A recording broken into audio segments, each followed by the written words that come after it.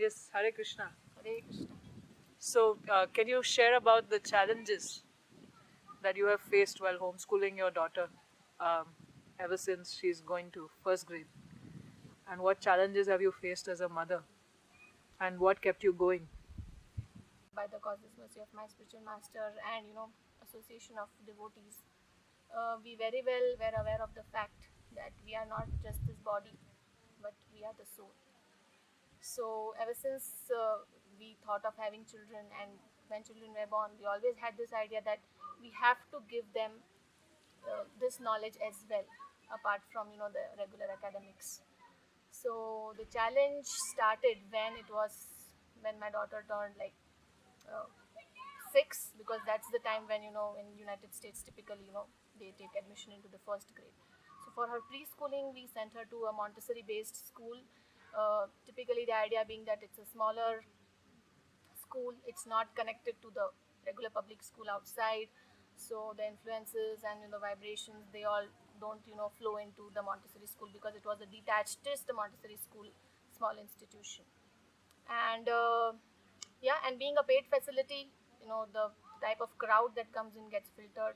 So we felt that at least for preschooling, this is, and of course we went and we had our research done.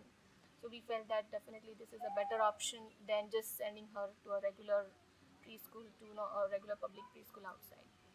So that was going good, but then when she turned 6, we had to kind of think about whether we want to send her to a public school outside or not.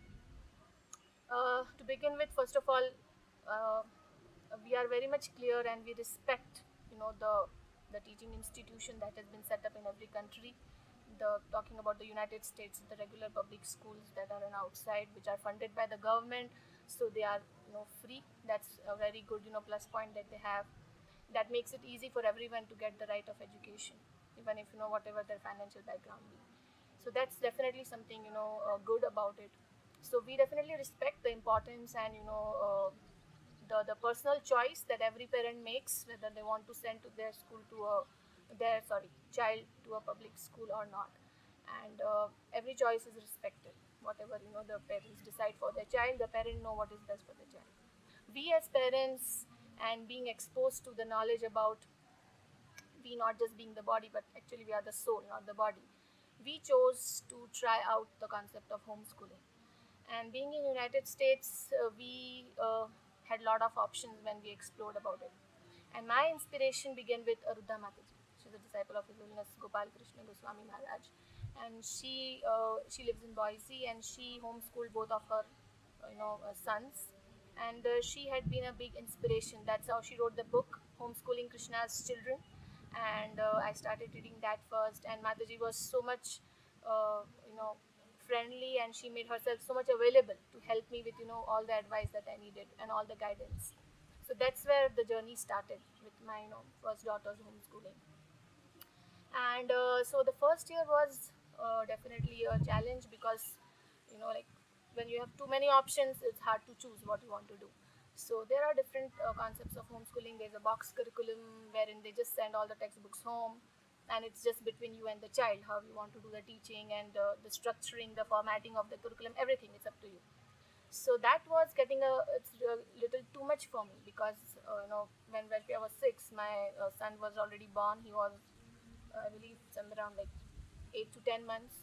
So being mother of two and with no help at home, I mean, unfortunately, we did not. Uh, we're not able to make it that either my in-laws or my parents could come down and help us. Typically, what an Indian family plans over here. So, anyways, we took it as Krishna's arrangement, and we thought of facing the challenges. Whatever Krishna is putting us through, let's face it instead of complaining. So we were, of course, hats off to my, husband. He has been a big help in, whatever endeavors we are doing for our children. So, so the box curriculum first year didn't go that well. So then the second year, again, I started a research as to other options of homeschooling where I can get some help, and my teaching job becomes easier. So again, devotees, by their help, I got to know some devotees who were doing this online teaching curriculum. So That's the k12.com website. And so basically in this online curriculum, the structure, the planning, everything is given to you, and your job is just to do the teaching. So I mean, just Krishna reciprocated. I felt so much blessed that I got to know about this option, and I felt this is what I wanted. I just wanted something where I get everything ready made and I just do the job of the teacher. So the flexibility stays with me, but the structuring is the given. So it's like a very good match for the kind of environment which I was in. So we just started with K12, and it has been now almost 4 years. Yeah, 4 years that we are doing it, and it's going pretty good as of till now. So that's one aspect of getting the right type of homeschooling option which suits as per the needs of your family, because every family is unique, every child is unique, the situation at home is unique. So there can be no comparison between two families, even if they both of them are doing homeschooling, because it's a completely individual endeavor and individual effort that every family puts in to homeschool their children.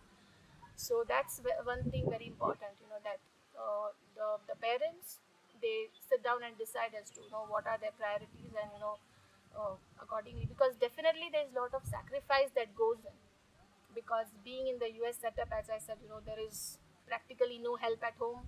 And being a mother as well as being a teacher and being a wife, so it's like you're already playing multiple roles, and homeschooling adds a big responsibility on your shoulders.